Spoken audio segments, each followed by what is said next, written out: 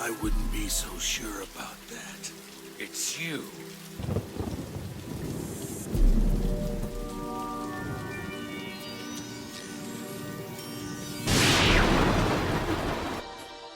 Dragon, huh?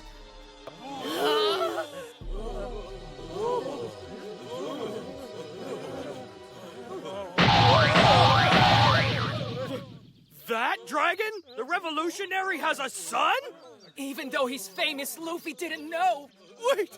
Dragon is Vice Admiral Garp's son? What kind of crazy messed up family have they got?